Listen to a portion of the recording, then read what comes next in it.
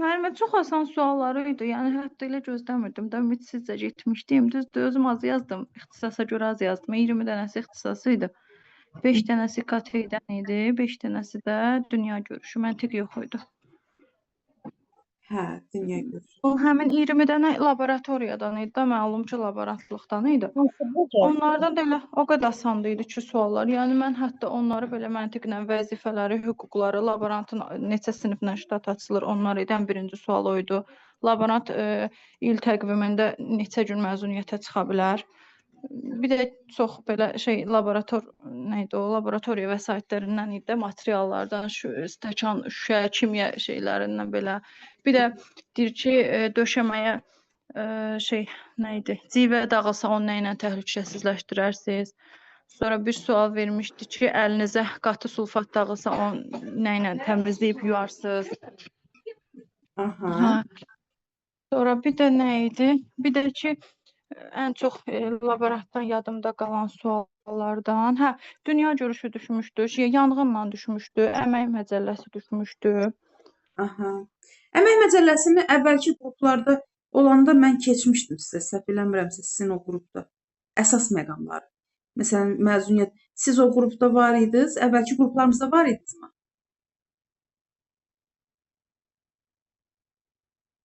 Səsim gəlir. Mənim səsiniz, ses biraz zəif idi, internet açdım. Bir də üzr istəyirəm, sualınızı verin.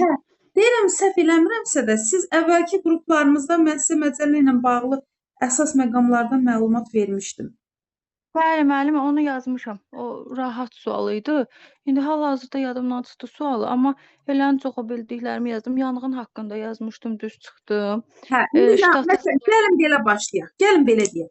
Təxminən yanğın haqqında qanundan sual necə düşmüşdü?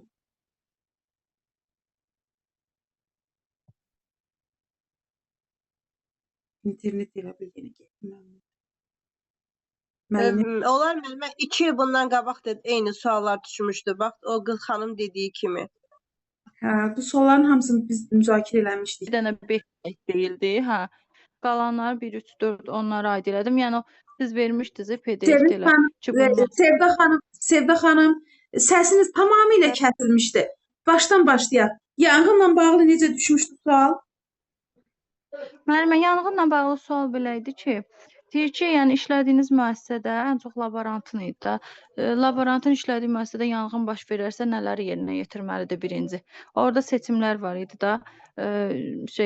Yanğın köməyə gələnə qədər ərazidən insanları çıxartmaqdır. Bunlar idi.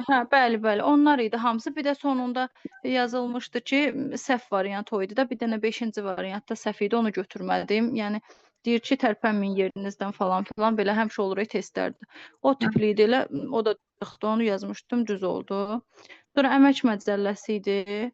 Aha. İndi deməli, Sevda xanım, baxın, yanğın baş verərsə ilk addımımız xəbər vermək, təxliyə etmək, yanğın söndürənlərə və yaxud da ki, onlar gələnə qədər müdaxilə edəcəyimiz bir hadisədə məktəbdə olan avadanlıqlarla müdaxilə etməkdə, yəni ki, yanğının böyüməməsi üçün. Bu belə. Sonra məcəllədən dediniz, düşübdü məzuniyyət, düzdürmü? Müəllimə, bəli, idi, laborantın il təqvimi ərzində, yəni məzuniyyəti neçə gün ola bilər? 21 gün var idi, 42 gün, 56 gün, bir də 30 gün var idi. Mən 30 götürdüm, elə düzgün çıxdı. Düz götürürsünüz. Bunu əvvəlki qruplarınızda demişdim. Sonra müəllimə, səhər dediyiniz idi, ştat məsələsi, neçə siniflə laborant işlədiyi müəssisədə ştat açılır da, yəni məktəbdə. O da səhər test tələsi kömək edir. İnanırsınız, səsiniz yadımda qalmışdı. Ona heç baxmadım, tapmadan onu atdım düppədüz. Elə birinci sualı idi, düz çıxdı dəqiq. Əla. Yaxşı, səhər danışmışdıq sizinlə, səsiniz qulağımda qalmışdı. O düz idi. Bir də müəllimə, dünya görüşü idi 5 dənə, İKT də 5 dənə. İKT-dən 5-dən 5-ini də yazardım əslində, 4-ünü düz yazmıram. Birini texniki səhvdən elədim, çox pis. İKT-dən bilərəkdən elədim, sonunda dəyişdim nəsə. Elə bir tələsdiyimdən oldu. Amma 5-ə 5 yazardım. Çox asandı idi İKT. Həmişə dəyişdiyimiz sual həmişə səhv çıxır. O qədər asan idi ki, KT çox qəşəng idi. Elə dünya görüşdə rahat deyir ki, Türkmənistan sülh müqaviləsi kim arasında və nə vaxt olub. Aha, Buydu. sonra. Sonra 2020-ci ildə olan müharibədə 5 sual idi. Biri deyir ki, 2020-ci ildə olan müharibədə Azərbaycan nəyin sayəsində də, yəni gücləndi sonradan müharibə bitəndən sonra. Orada variantlar var idi. Siyasi neytrallığın dayandırdı. Sonra var idi neft ixrac etməsini dayandırdı falan. Sonra əhalisinin azalmasına görə. Düzgün variant bir dənə o idi. Elə onu da yazmışdım. C variantı düz çıxmışdı. Düzgün variant Şey, nə götürdünüz? düzgün variant müəllim orada bir dənə uyğun gələn o idi da. Deyir ki, siyasi Hə, siyasi stabilliyini qorud. hə, Stabilliyini neytral, sağ olun, elə o idi. Yəni qorumadı da, əksinə idi. Yəni əksinə. Aha. deyir ki, əksinə yazmışdılar. Sonra başqa da nə idi dünya görüş? Bir də müəllimə idi. Yenə 2020-də o imzalanıb müqavilə 10 noyabrda. Müqavilə yadımdan çıxdı. 3 tərəfli müqavilə. Baxın o. Tam da o. Aha. 8 noyabr, 9 noyabr, bir dənə çaşdırdım. 9 may yazmışdılar belə, bir də 10 noyabr. Düzü 10 noyabrda bilirsiniz. Bəli, elə düz yazdım, düz də çıxdı. Onu 5-ə 5 yazmışam dünya görüşü. O çox rahat idi suallar, o qədər rahat idi. Mən gözləmirdim belə. İnansız müəllim, laborantlıq oxusaydım imенно ixtisasda. Hələ siz dediniz səhər 2-3 yadımda qaldı. Ondan 15 dənə yazdım da, yəni qarşı 4 bundan, 5 bundan 9, 6 dənə də ixtisas yazmışam. İxtisas 20 dənə idi. Yoxsa belə onu oxusam, sırf UBT-dən elə düşsə superdə, adam bir 20-dən yuxarı yığar. Çox qəşəng. Sizin nə demisinizsə hamısı oradaydı. O qədər qəşəng, rahat gəldi mənə. Bütün nə keçmişik, İKT falan. Qısaldılma klavişləri idi İKT-dən. Xanımlar bilir də İKT-yə Siz qoşulur. müəllimə, siz oxuyubsuz deyə sizə asan gəlir. Neçə vaxt hazırlaşırsınız. Amma çox maraqlıdır ki, bu da bir qismət idi ki, mexaniki səhvlikdən başqa vəzifə üzrə qeydiyyatına keçmisiniz. Olsun. Yox, özünüz istəyərək keçdiniz. Yox. Siz özünüz istəyərək. Yox, siz dediniz. Mən getdim. Dedim ki, şansım eləcə. Bir müəllimə də mexaniki səhvlikdə belə necə deyim, heç ondan imtahandan qeydiyyatdan keçmək istəmirdi. Başqa bir şey üçün müraciət üçün gedibmiş ki, mən məsələn filan vaxtı filan imtahandan keçmək istəyirəm. O da səhv anlaşılıb, götürüb onu qeydiyyatdan keçirdiblər. Elə bir laborantın qeydiyyatından səhvən qeydiyyatdan keçib getmişdi o da imtahana. Lap yaxşı, xeyirlisi olsun inşallah. Müəllimə, İKT nədir? Necə? İnformatikadır. Kommunikasiya texnologiyaları. Səsi bağlayaq. İKTİ informasiya, texnologiyalar, kommunikasiya texnologiyaları, bax belə. İKT informasiya, kommunikasiya texnologiyaları baş hərflərdir də. Elə İKT deyirik, amma orada da əsas düşən hissələr var da, onu da əslində informatika çox geniş, özünüz də sizə geniş bir elmdir. İnformatika məktəblərdə 1-ci sinifdən 11-ci sinifə qədər 11 il təkcə orada keçirir. Görün nə qədər geniş bir elmdir. Sadəcə olaraq biz orada vacib şeyləri müəllimə artıq bilir də, neçə ildə hazırlıq keçirir. Oradan keçirir. Müəllimə, bir dənə indi məsələn laborantlıqdan imtahan verdinsə, bir də gələn il uşaq birindən imtahan verə bilərsən, yoxsa nə tərdir? Yox, fərqi 4 aydan yoxdur. sonra.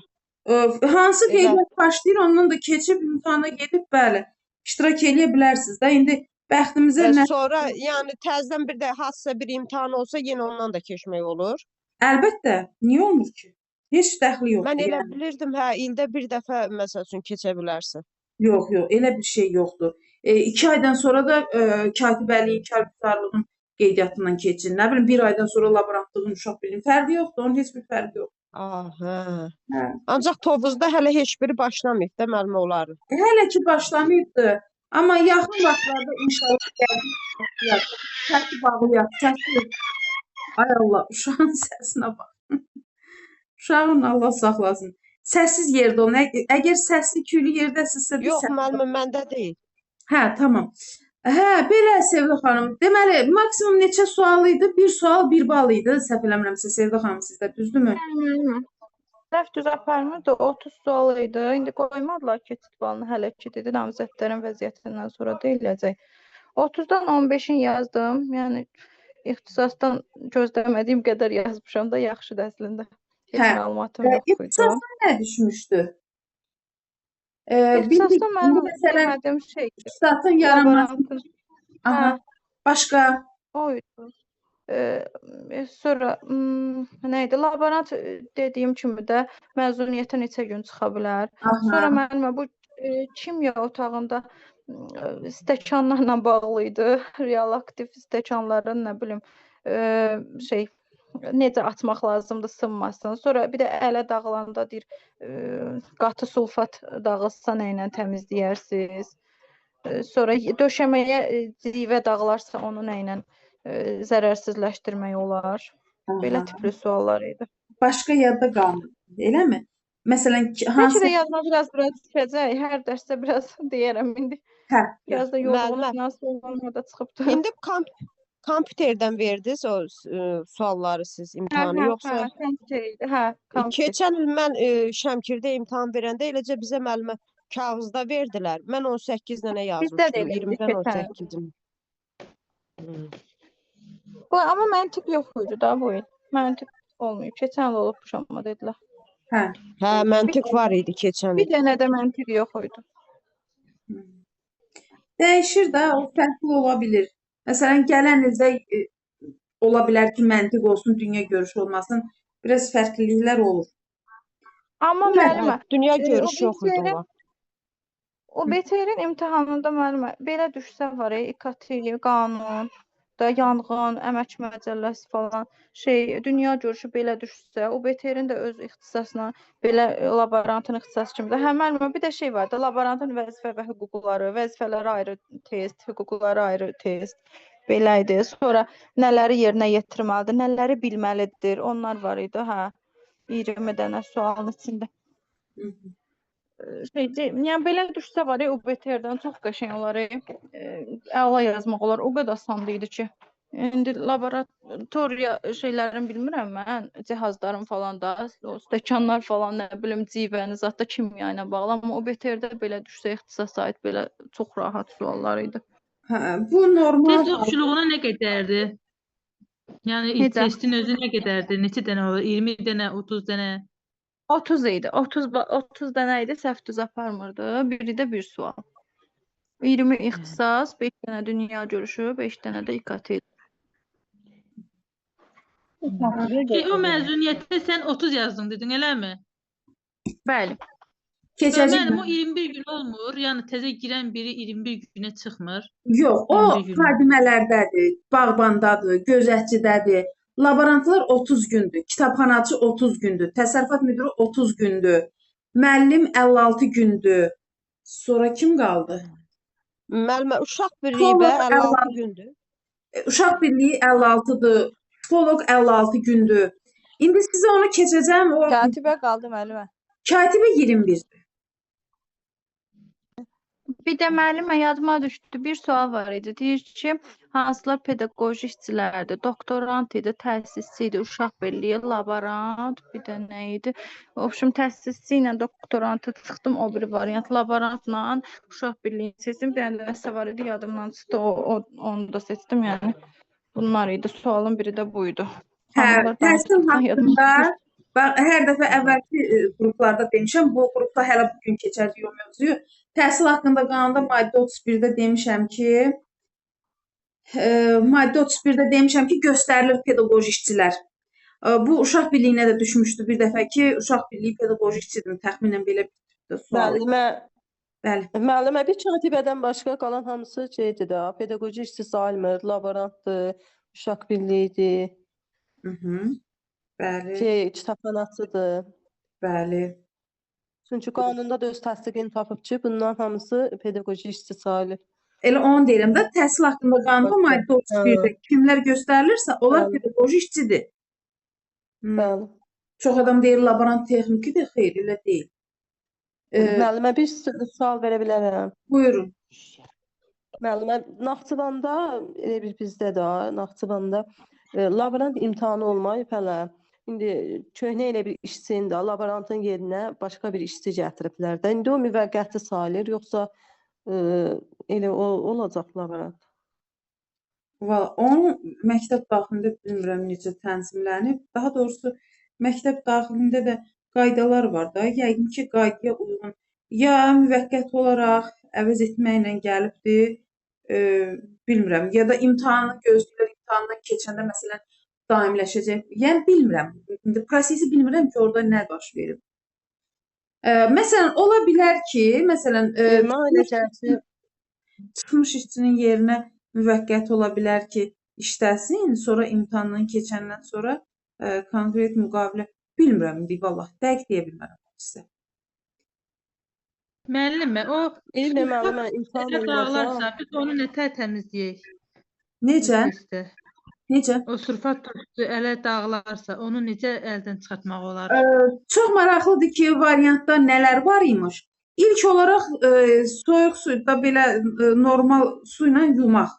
Yəni isti də olmaz. Müəllimə, etil spirti olmaz, etil spirti. Nə?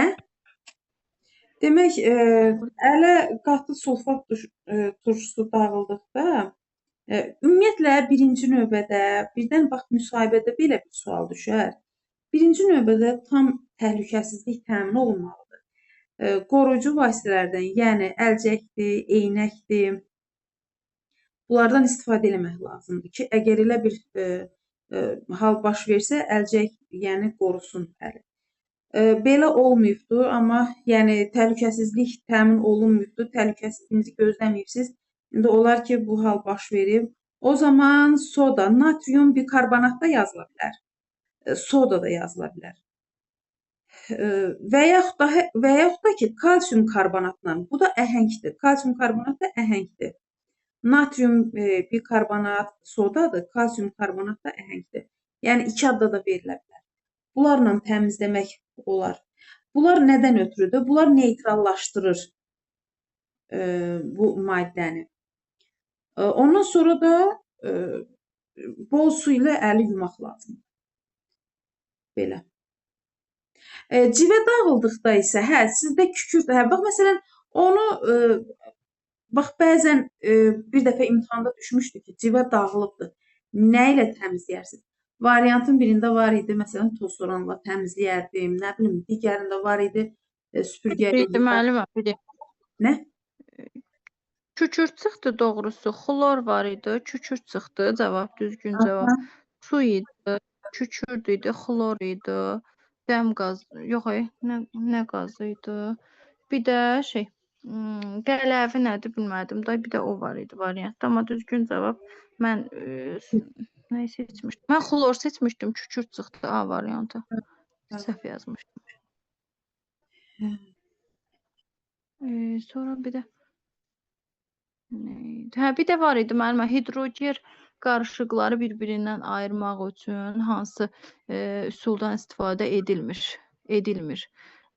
Orada var idi durulaşdırma, sonra var idi kristallaşdırma, sonra maqnit müdaxiləsi, maqnitlə də, yəni belə. Bir orada cavab çıxmışdı.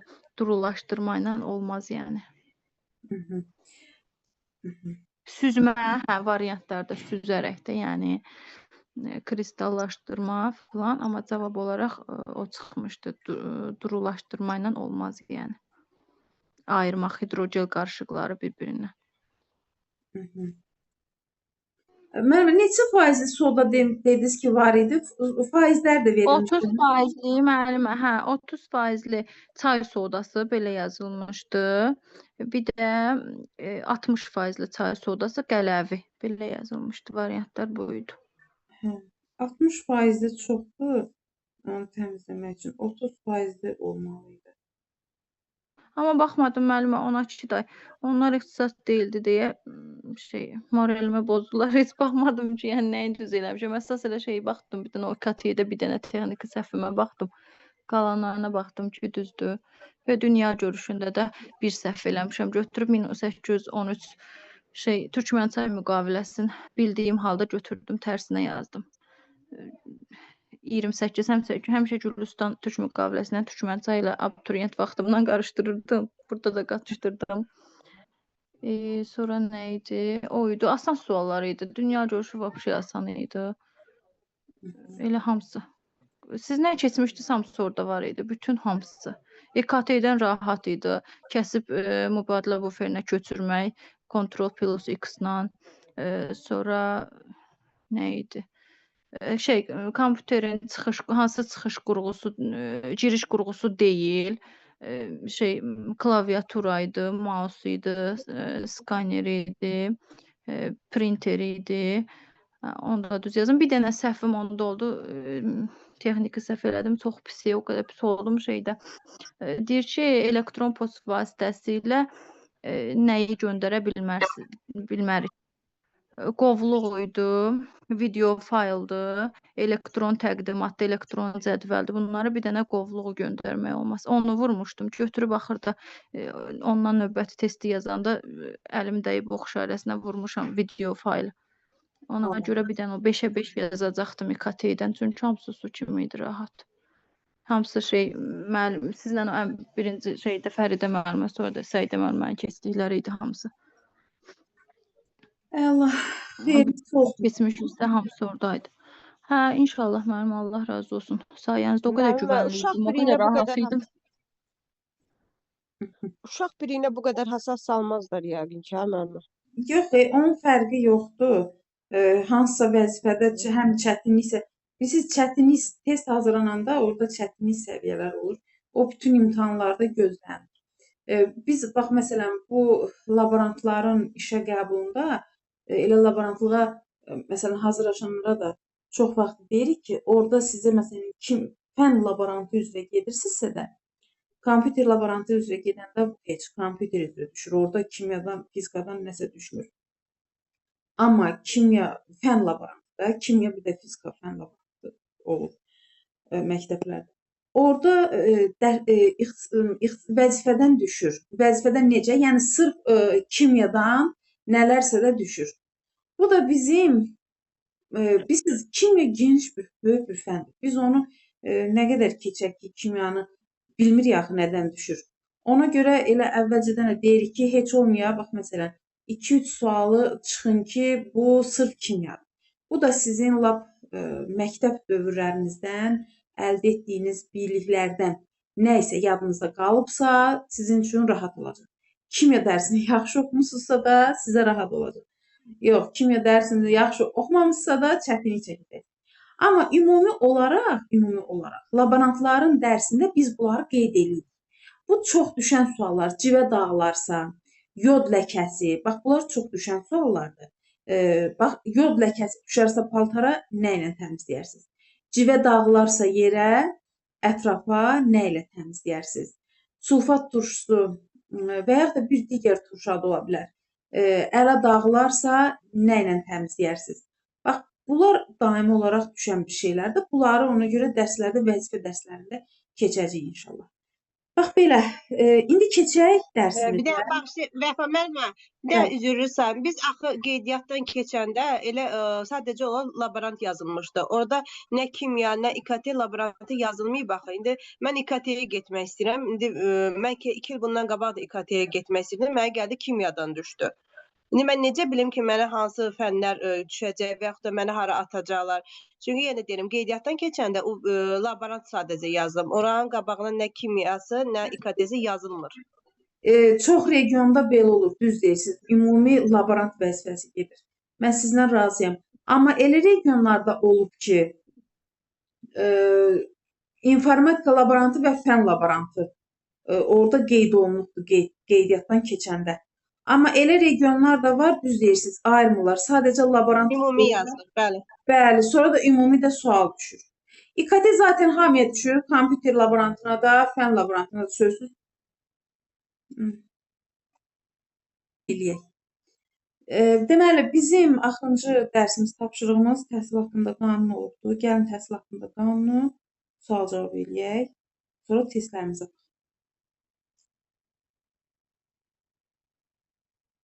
Demək, düzdür, illərdən düşmür.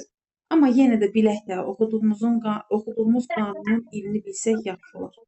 Neçənci ildə və kim tərəfindən 2009 İlham 2009. Əliyev tərəfindən. Hı -hı.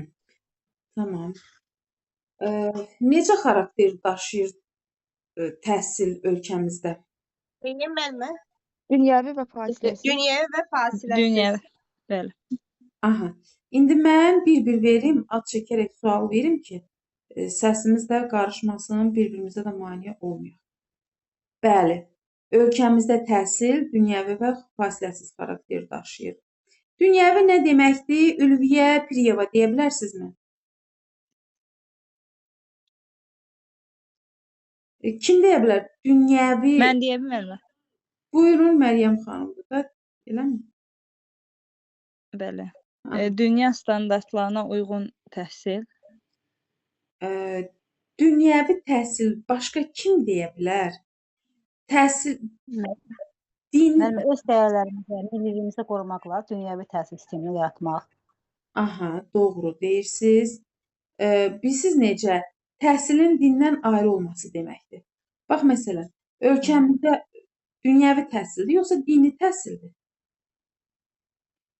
Dünyəvi təhsildir. Aydın, dini deyil də. Hə, dünyəvi. Bəli. Bax, bu o deməkdir. Fasiləsiz nə deməkdir? İllərlə davam edə bilər. Aha, 50-60 yaşımıza qədər. bəli, fasiləsiz olaraq, bax, ibtidai təhsil bitiririk, ümumi təhsil səviyyəsini keçiririk. Ümumi təhsil səviyyəsini bitiririk, tam ortaya keçə bilirik. Tam ortanı bitiririk, universitetə qəbul. Yəni, fasiləsiz biz belə davam Fasiləsiz edirik. olaraq davam edir. Aha, doğru. Bax, prinsiplərdən imtahanlarda düşür. Naxçıvanda səhv eləmirəmsə düşdü. Axırıncı imtahan Uşaq Birliyinin imtahanı idi də. Naxçıvanda səhv eləmirəmsə. Hə, bax, orada maddə 3-dən sual düşmüşdü. Prinsiplər. Deməli, dövlət siyasətinin 10 prinsipi var. Deyim müəllimə hansı? Deyim var? müəllimə. Yox, Deyim gəlin belə eləyək. Gəlin belə eləyək. Mən deyim açar sözlərlə. Onsuz da sizə izah göndərmişəm. İzahımda da belə açar sözlərlə yadda saxlamağınızı demişəm. İndi açar sözlə deyim, siz prinsipi deyərsiniz. Bəli. Bax, tolerantlıq, ətraf mühitə və insanlara qayğı, hörmət, hansı prinsipdə Humanistlik. Humanistlik. düz deyirsiniz. Məsələn, təhsil məsələlərinin muxtariyyətin verilməsi, Demokratiklik. Demokratiklik. təhsilin dövlət ictimai əsaslarla idarə edilməsi, Necə müəllimə? Nə deyir? Nə müəllimə? bax, təhsilin dövlət ictimai əsaslarla idarə edilməsi.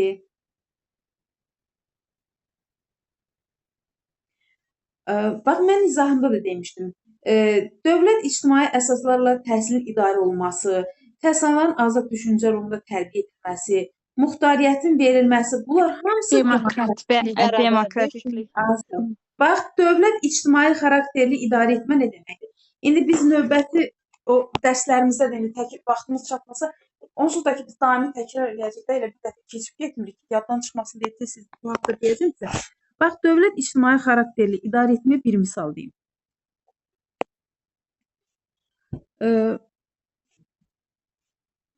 Təhsil müəssisələrində ali idarə etmə orqan pedaqoji şuradır. Bütün təhsil verənlər pedaqoji şuranın tərkibidir.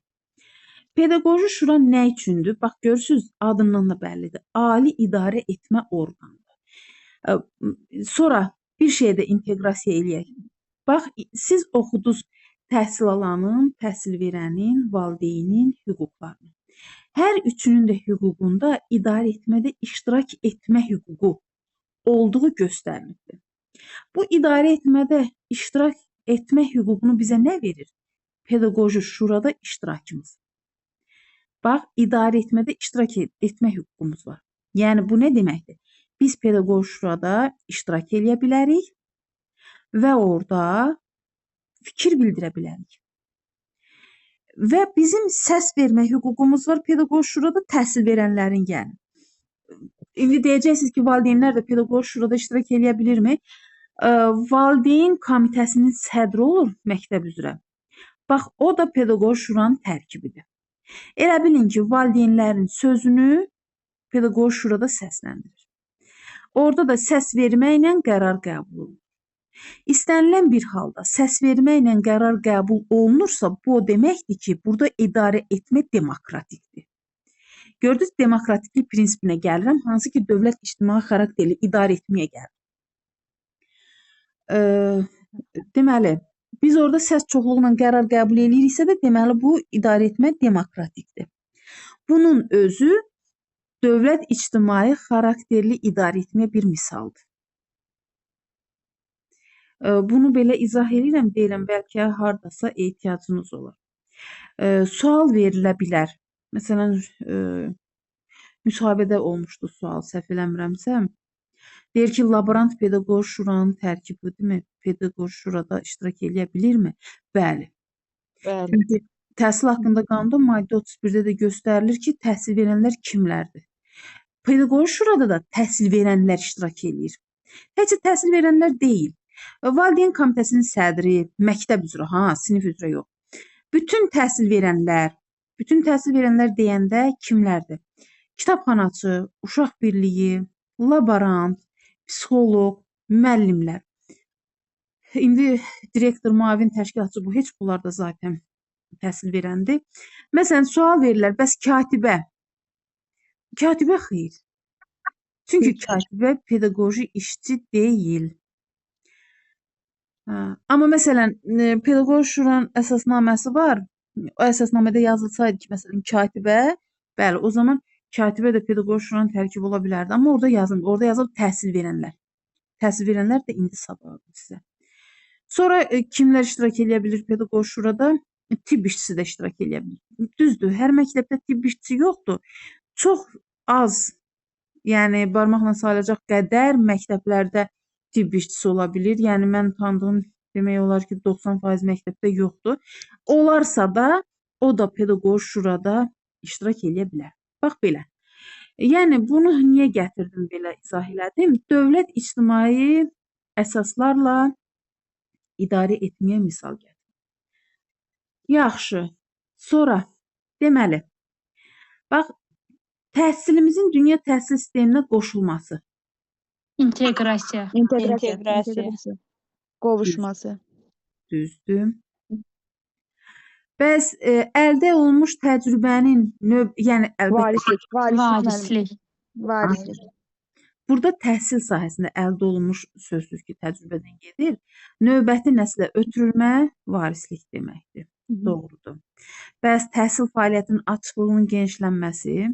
Liberallaşma. Düzdür.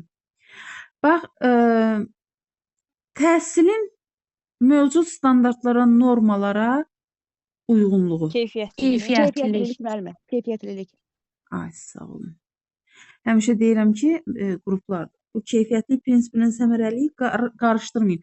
Bax, keyfiyyətlik nə zaman aldığımız əşya keyfiyyətli olur? Standarta uyğun olur. Normaya, standarta uyğun olanda.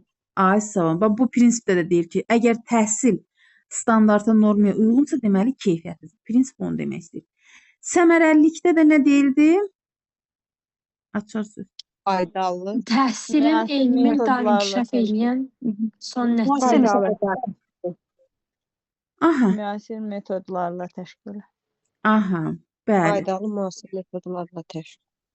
Doğru. Əsas odur ki, prinsipin özünü başa düşək. Prinsip bizə nə demək istəyir, onu başa düşək. Bəli, səmərəlilik prinsipi ona deyir ki, faydalı və son nəticəyə istiqamətlənən müasir metodlarla təşkili, yəni təhsilin müasir metodlarla təşkili. Qısaca yadda saxlaya bilərsiniz. Təhsilin müasir metodlarla təşkili. Düzdür. Yaxşı. Milli dəyərlərimizi qorumaqla dünyəvi təhsil Millilik və dünyəvilik. doğrudur. Görürsünüz, bir milli dəyərlərin qorunması Adından da bəllidir. ay sağ ol. Dünyəvi təhsilin yaradılması. Mən indi buradakı açar sözlər deyirəm və cümlənin mahiyyətini, mənasını sizə deyirəm. Yəni orada cümlədə çox şeylər var. Sadəcə açar sözlər götürək. Açar sözdə hər yetən sözü biz açar söz götürənmərik. Həmişə özünüzə açar söz desəndə cümlənin mahiyyətinə uyğun açar söz seçin. Burada çox şey, məsələn, millilik və dünyəvilikdə çox şey açar söz götürə bilərəm. Məsələn, milli və bəşəri dəyərlərin qorunmasını açar söz götürə bilərəm. Amma siz humanistliklə milli və bəşəri dəyərlərlə qarışdırarsınız, bunlar da başqa-başqa bir şeylər deməkdir. Elə ən yaxşısı, millilik və dünyəvilikdə ən yaxşı açar söz milli dəyərlərin qorumaq və dünyəvi təhsili yaratmaq. Yaxşı, bəs təhsil bütün hamı üçün Bərabərlik. eyni Eyni olmalı. çatdan. Eyni təhsil alma imkanları yaradılması. Doğrudur. Bir də səhv eləmirəmsə izahımda da demişdim. Bax, bu oxuduğumuz təhsil haqqında qanun kimə şamil edilir? Kimlərə şamil edilir? Bütün Yeni təhsil dövlət, verənə bələdiyyə, dövlət, Şamil bələdiyyə. Yox. Yəqin ki, deməmişəm. Düzdür. İndiyə nə qədər imtahanda açıq desəm bu düşmüşdür. Amma belə özümüz üçün bilək ki, bu oxuduğumuz qanun bütün müəssisələrə şamil edilir. Yalnız burada 3 məqam var. Kimlərə şamil olunmur? Dini təhsil Dini təhsil müəssisələrinə, müəssisələrinə xarici dövlətlərin xaricidir. nümayəndəliklərinin, konsulluqların yanındakı təhsil müəssisələrinə. Deməli, dini təhsil müəssisələrinə şamil edilmir. Xarici dövlətlərin diplomatik nümayəndəlikləri və konsulluqları yanındakı təhsil müəssisələrinə şamil edilir.